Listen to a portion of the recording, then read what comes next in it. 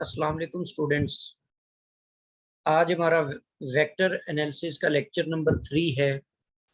इसके अंदर हम equal vectors, parallel vectors, direction, cosines और इनसे रिलेटेड एग्जांपल्स और इम्पोर्टेंट रिजल्ट्स जो हैं वो उनको डिस्कस करेंगे। स्टार्ट करते हैं हम आज का lectures. First of all we define equal vectors.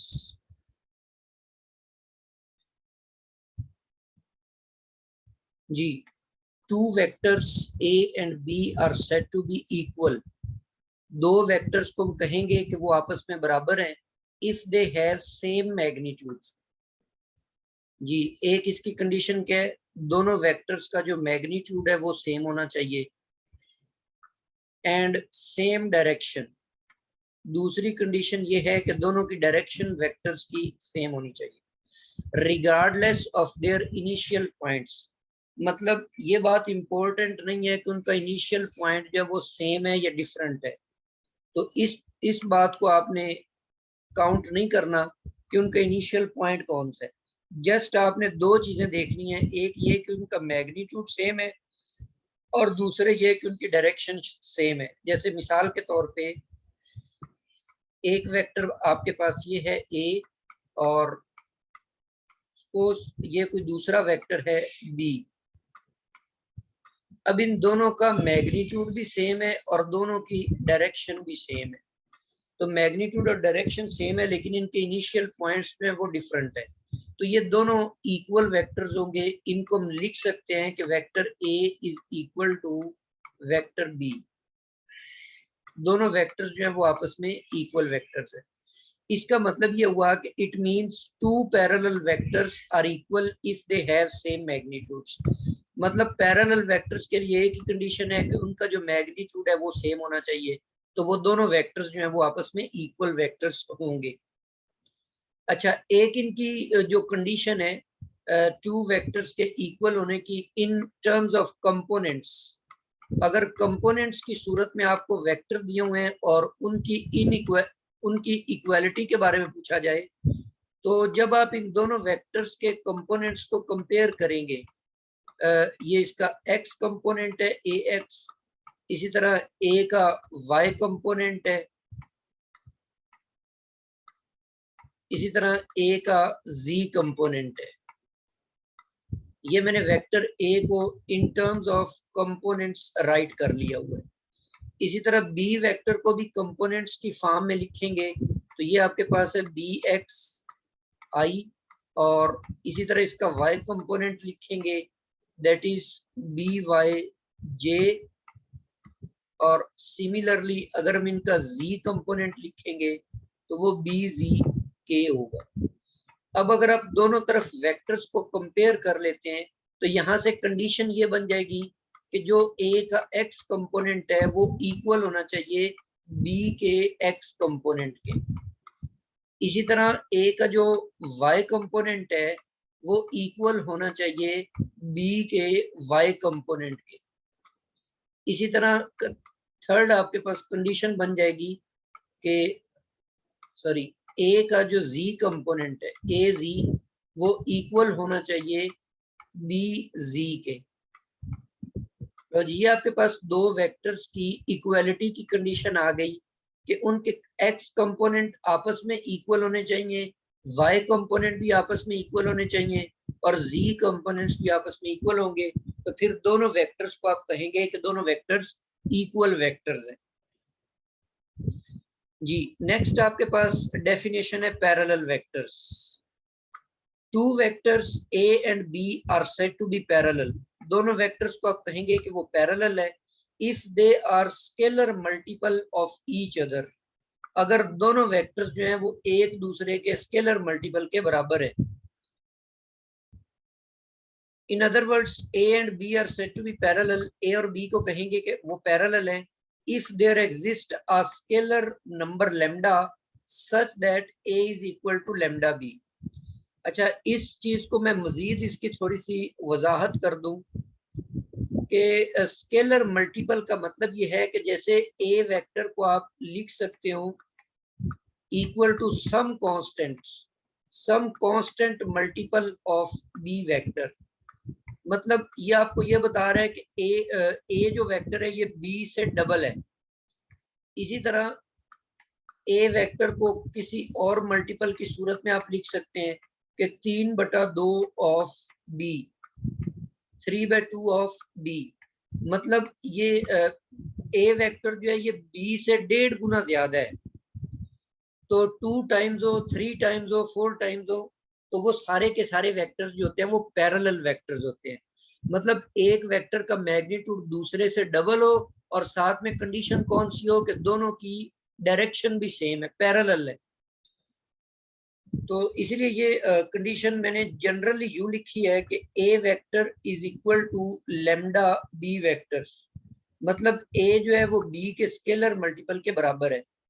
आगे लैम्डा पर डिफरेंट केसेस हैं कि अगर लैम्डा पॉजिटिव होगा तो then both vectors are in same direction. जैसे ये ऊपर मैंने लिखा है a is equal to 2b, तो ये दोनों पैरेलल भी हैं और दोनों सेम डायरेक्शन में। And if lambda is negative, अगर लैम्डा लेस देन 0 आ जाता है, नेगेटिव आ जाता है, then both vectors are in opposite direction. मसलन अगर ऐसे लिखा हुआ आ जाए कि a is equal to -2b लिखा हुआ आ जाता है, तो फिर ये दोनों पैरेलल एंटी पैरेलल होंगे, मतलब ऑपोजिट डायरेक्शन में। अब ये जो ऊपर लिखा हुआ है a is equal to 2b, graphically आप इसको थोड़ा सा डायग्रामेटिकली इसको यूं लिखेंगे कि ये वेक्टर a है और b वेक्टर इससे हाफ है, ये आपके पास b है। तो b को अगर 2 से मल्टीप्लाई करेंगे तो ये a के बराबर हो जाएगा। इसी तरह a is equal to -2b को यूं एक्सप्लेन करेंगे कि ये वेक्टर a है और इससे मैग्नीट्यूड में हाफ है b, लेकिन वो डायरेक्शन में भी अपोजिट है, तो ये एंटी पैरेलल है जी। अब इन टर्म्स ऑफ कंपोनेंट्स अगर आप इसकी कंडीशन देखें तो another condition of parallel vectors, मिसाल के तौर पे एक वेक्टर आपके पास a है जिसके कंपोनेंट ax है, bay है और az है, और एक दूसरा वेक्टर b हमारे पास है bx, by और bz। अब इन टर्म्स ऑफ कंपोनेंट्स अगर आप बात करते हैं तो इसी चीज की वजाहत हम यूं करेंगे कि a वेक्टर है मेरे पास ये वाला और इक्वल है लैम्डा b वेक्टर्स। अब इनके कंपोनेंट्स की फॉर्म में आप लिखेंगे तो a वेक्टर को आप यूं राइट करेंगे कि ये इसका x कंपोनेंट है और इसी तरह इसका y कंपोनेंट है और सिमिलरली ये आपके पास है z कंपोनेंट। और राइट साइड पे ये आपके पास बन जाएंगे, लैम्डा जो है वो सारे कंपोनेंट्स के साथ मल्टीप्लाई होगा, तो ये बन जाएगा लैम्डा bx, लैम्डा by और तीसरा कंपोनेंट बन जाएगा लैम्डा bz। यहां से अगर आप इन दोनों वेक्टर्स की इक्वालिटी को देखते हुए इनको कंपेयर करेंगे तो ax is equal to lambda bx बन जाएगा। तो इसीलिए ये इसको यूं लिखा जा सकता है ax डिवाइडेड बाय bx, ये लैम्डा के बराबर आ जाएगा। इसी तरह y वाले कंपोनेंट्स को अगर आप लिखें तो वो ay डिवाइडेड बाय by बन जाएगा, ये भी लैम्डा की इक्वल आ जाएगा। और तीसरे अगर आप कंपोनेंट को देखें तो वो बन जाएगा az और डिवाइडेड बाय bz, और इसके साथ भी लैम्डा आ जाएगा।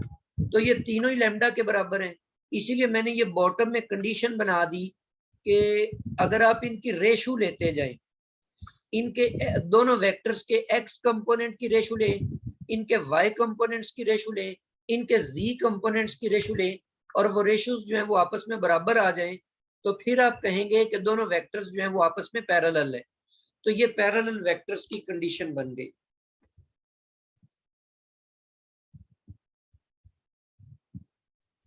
जी। नेक्स्ट हमारे पास एक एग्जांपल है, एक वेक्टर a दिया हुआ है, यहाँ पे एक दूसरा वेक्टर b दिया हुआ है। वो कहता है कि ये दोनों वेक्टर्स जो हैं ये पैरेलल हैं। Then find the value of P. ये जो बी वेक्टर में पी लिखा हुआ है ना, इसकी वैल्यू आपने फाइंड आउट करनी है। अब यहाँ पर वही हम प्रीवियस कंडीशन यूज कर लेते हैं। कौन सी कंडीशन अभी हमने लिखी है कि ए के एक्स कंपोनेंट को बी के एक्स कंपोनेंट पर डिवाइड करें और ए के वाई कंपोनेंट को बी के वाई कंपोनेंट पर डिवाइड करें, तो ये दोनों जो रेशोज हैं ये आपस में इक्वल आ जाए। अब एक्स, ए का जो एक्स कंपोनेंट है वो 1 है और जो बी का एक्स कंपोनेंट है वो पी है। ए का जो वाई कंपोनेंट वो -3 है और बी का जो वाई कंपोनेंट है वो 9 है। तो इस इक्वेशन को सॉल्व करके तो ये आपके पास p इज इक्वल टू -3 आ जाएगा। इसी तरह की एक और एग्जांपल भी है कि एक वेक्टर आपको a दिया हुआ है, एक वेक्टर b दिया हुआ है। इनके अंदर ये आपने जो p और q कंपोनेंट्स हैं ये आपने फाइंड करने हैं अगर ये दोनों वेक्टर्स आपस में पैरेलल हो। तो इसको भी आप उसी तरह से सॉल्व करेंगे। मतलब वो पूरी कंडीशन लिखेंगे क्योंकि इसके अंदर आपने दो कांस्टेंट्स मालूम करने हैं, ए एक्स और नीचे आप लिख लेंगे बी एक्स और सिमिलरली ए वाई और डिवाइडेड बाय डी वाई आ जाएगा। और इसी तरह z कंपोनेंट्स के लिए ए जी और डिवाइडेड बाय डी जी बन जाएगा। अब ऊपर आप a की कंपोनेंट्स लिखते जाएं। a का x कंपोनेंट 3 है, y -1 है, z 4 है, तो ये 3 -1 और 4 लिख दिया। नीचे आपने b के कंपोनेंट्स लिखने हैं तो वो p q और -2 है, तो यहाँ पे मैंने p लिखा, ये q लिख दिया, ये -2।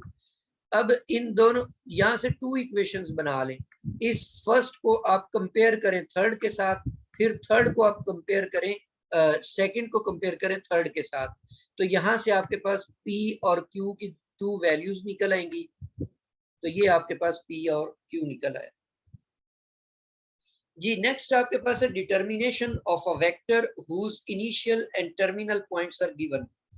मतलब कोई भी वेक्टर है, ये आपको एक पॉइंट दे दिया, कोई भी पॉइंट है a और इसी तरह कोई दूसरा पॉइंट आपको दे दिया b, तो a से b तक का वेक्टर आपने फाइंड आउट करना है। ये जो वेक्टर ए बी बनेगा ये कैसे मालूम करेंगे?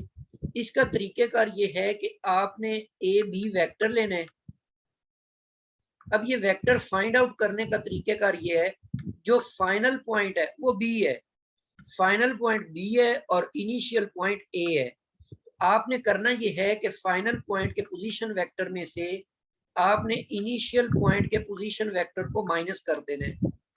तो ओ बी में से ओ ए को माइनस कर देंगे, तो इस तरीके से आपके पास, तो ये फार्मूला कैसे बने, क्यों हम ये पोजीशन वेक्टर माइनस करेंगे, तो ये मैंने यहाँ पर एक्सप्लेन किया हुआ है। कंसीडर कर लिया कि इनिशियल पॉइंट P है और फाइनल पॉइंट आपके पास है Q, टर्मिनल पॉइंट्स। अब बजरिया हेड टू टेल रूल आप इसको लिखेंगे कि O से P तक, हाँ O से P तक और P से Q, ये दो वेक्टर्स जमा हो रहे बजरिया हेड टू टेल रूल। ये इसका OP का हेड जो है वो PQ के टेल से मिल रहा है, तो दोनों को मैंने बजरिया हेड टू टेल रूल जमा कर दिया, OP प्लस PQ। तो तीसरा वेक्टर इनका रिजल्टेंट बन जाएगा OQ, जिसका टेल टेल से मिल रहा है, हेड हेड से मिल रहा है। वो वेक्टर जो होता है वो रिजल्टेंट वेक्टर होता है। यहाँ से हमने PQ वेक्टर की वैल्यू निकालनी थी, OP को दूसरी तरफ ले जाएंगे तो इस तरफ आकर ये माइनस हो जाएगा। अब यहाँ पर OQ का पोजीशन वेक्टर लिखे, OP का लिखे, पोजीशन वेक्टर निकालना मैंने आपको पहले सिखाया हुआ है। तो इन दोनों को माइनस करेंगे तो ये आपके पास वेक्टर PQ बन जाएगा। यहाँ पर नीचे एक एग्जांपल भी दी हुई है कि एक पॉइंट आपके पास A है, दूसरा पॉइंट B है, आपने इनसे वेक्टर AB मालूम करना है। तो तरीकेकार वही है कि OB माइनस OA। अब OB कैसे बनेगा? B के कंपोनेंट्स हैं 1, 3 और 1, तो 1 के साथ I, 3 के साथ J और 1 के साथ K, ये आपका B का पोजीशन वेक्टर आ गया। इसी तरह A का पोजीशन वेक्टर आप कैसे लिखेंगे? इसके कंपोनेंट्स देखें 2, 1 और 5, तो 2 के साथ मैंने I लिख दिया, 1 के साथ J लिखा और 5 के साथ मैंने K लिख दिया। इनको माइनस करेंगे तो ये आपके पास AB वेक्टर आ जाएगा। नेक्स्ट हमारे पास कुछ प्रॉपर्टीज हैं वेक्टर एडिशन की। एडिशन तो हमने पहले एक लेक्चर पढ़ चुके हैं, लेकिन इसकी ये कुछ प्रॉपर्टीज हैं, इसको आप देख लें।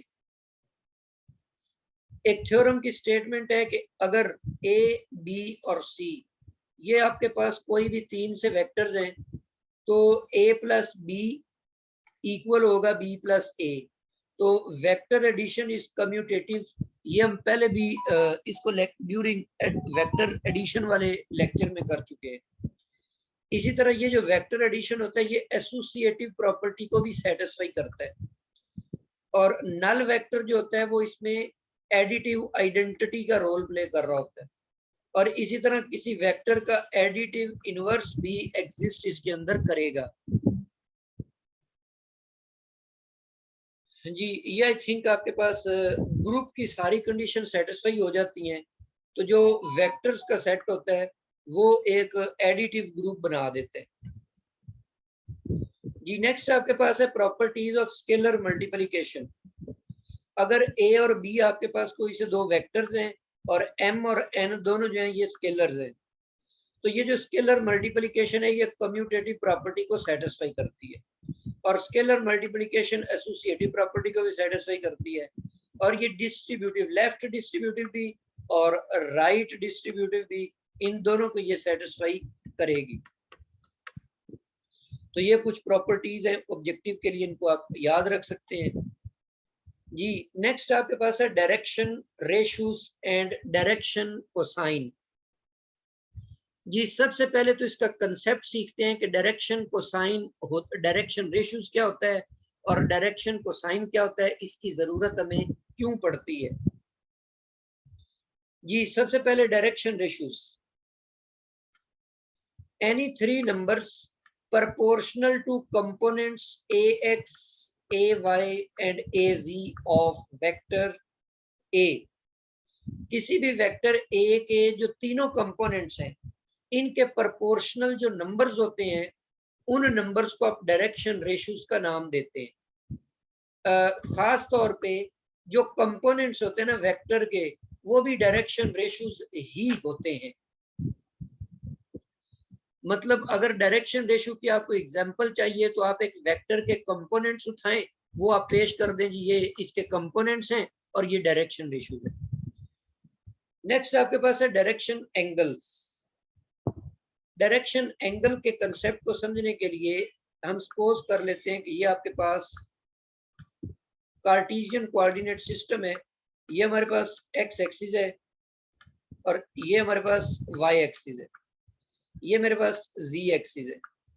यहां पर आप एक वेक्टर बना लेते हैं इस कार्टेशियन कोऑर्डिनेट सिस्टम के अंदर। ये मेरे पास कोई भी एक वेक्टर है, ये हम सपोज कर रहे हैं कि वेक्टर a है।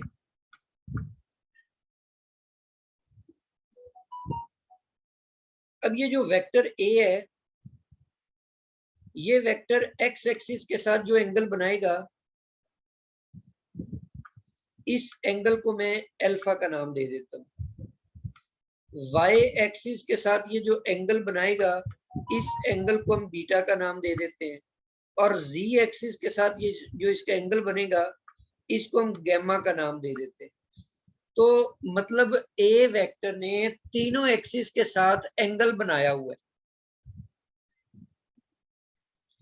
तो इसका ये जो तीनों एंगल्स हैं, let alpha, beta and gamma are angles made by the vector a with x-axis, y-axis and z-axis alpha respectively। मतलब अल्फा एक्स एक्सिस के साथ बनने वाला एंगल है, बीटा वाई के साथ और गैमा जी के साथ। These angles are known as direction angles। In angles को आप कहेंगे कि ये डायरेक्शन एंगल्स हैं। जी, इसी तरह नेक्स्ट आपके पास कंसेप्ट है डायरेक्शन कोसाइन का। लेट कर लें कि let alpha, beta and gamma be the direction angles of a vector A. Then ये जो डायरेक्शन एंगल है अल्फा, बीटा और गामा, इनके आप कॉज ले लेते हैं, कोसाइन ले लेते हैं। तो कॉज अल्फा, कॉज बीटा और कॉज गामा, ये तीनों जो कोसाइन है are known as direction cosine of the vector A defined by this. मतलब cos अल्फा कैसे निकालेंगे? वेक्टर के x कंपोनेंट को वेक्टर के मैग्नीट्यूड पर डिवाइड करेंगे। cos बीटा निकालने का तरीका ये होगा कि आप वेक्टर के y कंपोनेंट को उसके मैग्नीट्यूड पर डिवाइड कर दें, और cos गैमा निकालने का तरीका ये होगा कि वेक्टर के z कंपोनेंट को आप उसके मैग्नीट्यूड पर डिवाइड कर देते हैं। जो डायरेक्शन कोसाइंस होते हैं इनको आप l, m और n से भी डिनोट कर लेते हैं। मतलब cos alpha is denoted by l और cos beta is denoted by m और cos gamma is denoted by n। तो ये आपके पास डायरेक्शन कोसाइंस आ गए। अब एक सवाल है कि यहाँ पर डायरेक्शन कोसाइन या डायरेक्शन एंगल्स की जरूरत हमें क्यों पड़ती है? देखिए, मिसाल के तौर पे ये आपके पास प्लेन के अंदर ना, प्लेन में यहाँ पे बना लेते हैं, ये एक्स एक्सिस है और ये वाई एक्सिस है। अब यहाँ पर कोई भी आप वेक्टर बनाते हैं ना, ये वेक्टर रोटेट कर सकता है। मतलब ये वेक्टर नीचे भी आ सकता है, यहाँ पर भी हो सकता है, इसका एंगल कम हो गया, ऊपर भी जा सकता है, इसका एंगल जो है ये ज्यादा हो गया। तो इसका मतलब है कि ये vector just X Y plane के अंदर रोटेट करता रहेगा। अब अगर ये वेक्टर मैं आपको कहूं कि बाहर की तरफ आ जाए, तो ये चूंकि प्लेन है तो ये वेक्टर बाहर की तरफ मूव नहीं कर सकता। दूसरे लफ्जों में ये सिर्फ और सिर्फ एक्स के साथ एंगल बनाता हुआ जाएगा, या वाई के साथ भी बना सकता है। लेकिन एक्स के साथ बनाए या वाई के साथ बनाए, उसकी मेजरमेंट एक ही होगी। हमें उसकी इंक्लिनेशन का पता चल जाएगा कि वो कितना इंक्लाइंड है, मतलब उसका स्लोप कितना है, उसके अंदर इंक्लिनेशन कितनी है, उसके अंदर तिरछापन कितना सारा है। लेकिन जो वेक्टर स्पेस के अंदर होता है, एक्स वाई जी कोऑर्डिनेट सिस्टम के अंदर होता है, वो लाजमी नहीं कि एक्स की तरफ मूव करता हुआ जाए या वाई की तरफ, वो बाहर की तरफ पॉजिटिव जी की तरफ भी आ सकता है और अंदर की तरफ जी नेगेटिव जी की तरफ भी जा सकता है। तो इस लिहाज से सिर्फ एक एंगल से आप उसका जो तिरछापन है, उसकी जो इंक्लिनेशन है, उसके बारे में नहीं बता सकते। इसीलिए आपको तीनों एक्सिस के साथ एंगल लेना पड़ता है कि एक्स एक्सिस के साथ वो इतना इंक्लाइंड है, बी के साथ इतना इंक्लाइंड है और जी के साथ इतना सारा है। तो जब आप प्लेन के अंदर होते हैं तो किसी भी लाइन या वेक्टर की इंक्लिनेशन बताने के लिए आप स्लोप का सहारा लेते हैं। तो जो टेंजेंट थीटा होता है वो आपको उस वेक्टर का स्लोप बता देता है कि उसका स्लोप कितना है। इसीलिए जब हम वेक्टर की डायरेक्शन प्लेन में लेते हैं तो वो आप टेंजेंट थीटा की मदद से लेते हैं।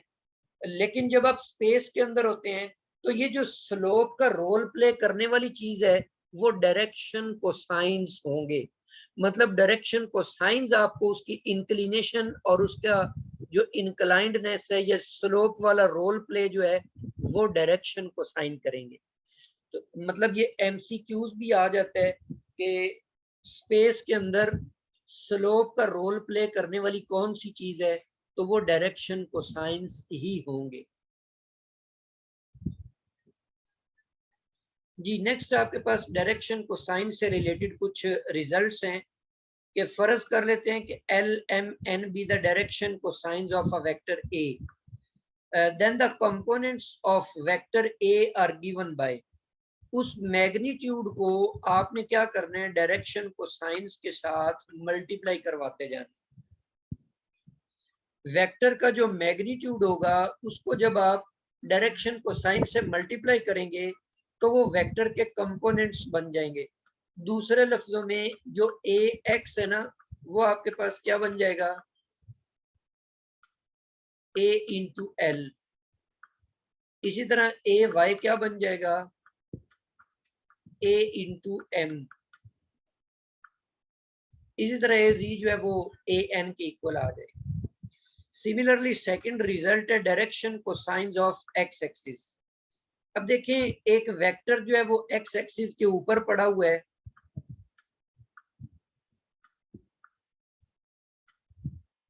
तो जब आपने एक्स एक्सिस का डायरेक्शन को साइंस मालूम करने होंगे तो आपने एक्स के साथ इसका एंगल लेना है।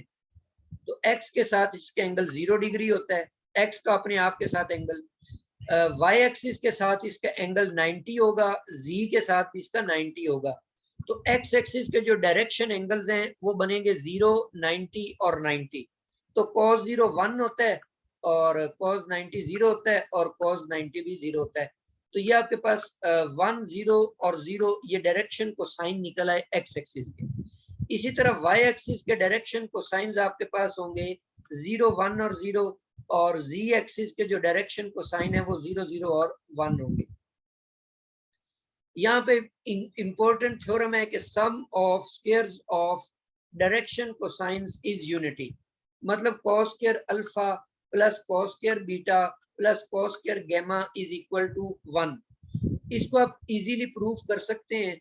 वो जो इनकी डेफिनेशंस थी cos स्क्वायर अल्फा की वैल्यू वो यहाँ पे पुट करके और cos स्क्वायर बीटा की वैल्यू भी पुट करेंगे यहाँ पे और cos स्क्वायर गामा भी यहाँ पे आप पुट कर देंगे। तो cos अल्फा की वैल्यू थी आपके पास ax ओवर a, तो ये डिवाइडेड बाय a बन जाएगा। इसीलिए इसी तरह cos स्क्वायर b जो है वो ay का स्क्वायर और डिवाइडेड बाय a स्क्वायर का a का मैग्नीट्यूड आ जाए, a का स्क्वायर आ जाएगा मैग्नीट्यूड का स्क्वायर। और यहाँ पर भी इसी तरह जो cos गामा है इसकी जो वैल्यू आप बनाएंगे तो ये cos z का स्क्वायर बन जाएगा और यहाँ पे a स्क्वायर आ जाएगा। इनका आप एलसीएम लेंगे तो वो a स्क्वायर बन जाएगा, ठीक है। और ऊपर आपके पास ax का स्क्वायर और ay का स्क्वायर और az का स्क्वायर ये बन जाएंगे। तो ax square plus ay square ये आपको पता है कि मैग्नीट्यूड का स्क्वायर होता है और नीचे आपके पास a स्क्वायर है, ये कैंसल आउट होंगे तो ये आपके पास 1 बन जाएगा। इस तरीके से आप इसको इजीली प्रूफ कर सकते हैं। ये स्टेटमेंट आपको यूं भी लिखी हुई मिल सकती है कि l square plus m square plus n square is equal to 1। Second theorem है कि अगर alpha beta gamma be the direction angles of vector then prove that sin square alpha plus sin square beta plus sin square gamma is equal to 2। ये जो आपके पास result पहले वाला theorem है cos square alpha, इसकी value आप put कर दें 1 माइनस sin स्क्वायर अल्फा। ये आपको याद होगा ये ट्रिग्नोमेट्रिक आइडेंटिटीज के sin स्क्वायर अल्फा और जमा cos स्क्वायर अल्फा ये आपके पास 1 के इक्वल होता है। यहां से अगर आप cos स्क्वायर की कीमत निकालें वो 1 माइनस sin स्क्वायर बनता है, इसीलिए cos स्क्वायर बीटा की कीमत बन जाएगी 1 माइनस sin स्क्वायर बीटा। इसी तरह cos स्क्वायर गामा की वैल्यू बन जाएगी 1 minus sin square gamma is equal to 1 आ जाएगा। यहां से एक 1 जो है इनमें से एक के साथ कैंसिल कर दें, बाकी तीनों में से नेगेटिव कॉमन ले लें तो sin square plus cos square sin square alpha sin square beta और sin स्क्वायर गामा ये जो 1 और 1 है 2 माइनस 2 बन जाएंगे। नेगेटिव को नेगेटिव से कैंसिल करेंगे तो प्रूफ हो जाएगा कि sin square alpha plus sin square beta plus sin square gamma is equal to 2। तो इस तरीके से आप इजीली इसको भी प्रूफ कर सकते हैं। तो ये आइडेंटिटी भी आपने याद रखनी है जी। नेक्स्ट आपके पास कुछ और एमसीक्यूज हैं इनसे रिलेटेड के which of the following are possible direction angles. इनमें से डायरेक्शन एंगल्स वो होंगे जो प्रीवियस आइडेंटिटी को फुलफिल करेंगे। मतलब cos स्क्वायर जमा cos square beta plus cos square gamma ये 1 आना चाहिए। तो इन तीनों को हम यूज करके देख लेते हैं। तो फर्स्ट पे भी 1 नहीं आया, सेकंड पे भी 1 नहीं आया, थर्ड पे आपको 1 मिल जाएगा। तो इसका मतलब है पॉसिबल जो डायरेक्शन एंगल्स हैं वो आपके पास सी पार्ट में है।